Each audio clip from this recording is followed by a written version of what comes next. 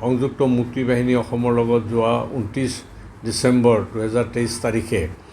ভাৰত চৰকাৰ আৰু অসম চৰকাৰৰ সৈতে আমাৰ চুক্তি স্বাক্ষৰ হয়। চুক্তি স্বাক্ষৰৰ পিছতেই প্ৰথম পৰ্যায়ত আমাৰ সদস্যসকলৰ আৰু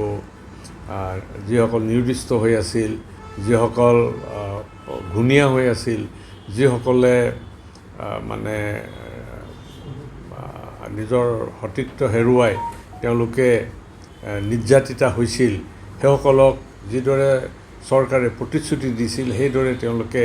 আৰ্থিক সাহায্য ইতিমধ্যে সকলোলৈ আগবঢ়াইছে আৰু কিছু দুই এজন বাদ পৰি গৈছে, সেইখিনিকো আমি আশা কৰিছোঁ সোনকালেই তেওঁলোকে এই কাৰ্যখিনি কৰিব। ইয়াৰ পিছতেই যিসকল মানে শ্বহীদ পৰিয়াল আছিল, শ্বহীদ আছিল, সেই শ্বহীদসকলক এককালীন সাহায্য দিয়াৰ এটা সিদ্ধান্ত অসম চৰকাৰে ঘোষণা কৰিছিল আৰু আমি আশা কৰিছোঁ আগন্তুক বা আজিৰ এই স্বাধীনতা দিৱসৰ পিছতে অসম চৰকাৰে তেওঁলোককো আৰ্থিক সাহায্য বিতৰণৰ এটা উদ্যোগ ইতিমধ্যে গ্ৰহণ কৰিছে। আমি ষ্টেট মেচিনাৰীয়ে যি উদ্যোগ গ্ৰহণ কৰিছে সেইটো আমি দেখিবলৈ পাইছোঁ আৰু আমি আশা কৰিছোঁ শ্বহীদ পৰিয়ালসকলেও অতি শীঘ্ৰেই অসম চৰকাৰৰ তৰফৰ পৰা মানে পৰ্যায়ক্ৰমে তেওঁলোকৰ যিটো আৰ্থিক অনুদান দিয়াৰ প্ৰতিশ্ৰুতি দিছিল সেইখিনি কাৰ্য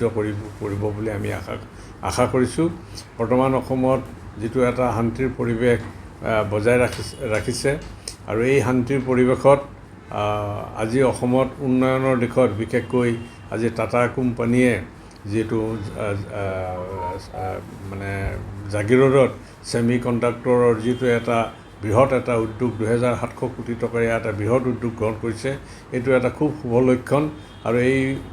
মানে প্ৰজেক্টৰ দ্বাৰাই বা এই উদ্যোগৰ দ্বাৰাই অসমৰ নিবনুৱা যুৱক যুৱতী যথেষ্টখিনি সংস্থাপিত হ'ব আৰু এই উদ্যোগ গ্ৰহণ কৰাৰ কাৰণে আমি মাননীয় মুখ্যমন্ত্ৰী ডক্টৰ হিমন্ত বিশ্ব শৰ্মা আৰু লগতে টাটা কোম্পানীৰ মানে স্বত্বাধিকাৰী বা তেওঁলোকৰ যিসকল বিষয়ববীয়া আছে তেওঁলোকলৈ আমাৰ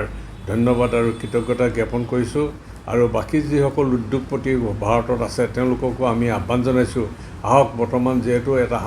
শান্ত পৰিৱেশ এটা অসমত বিৰাজ কৰিছে, অসমত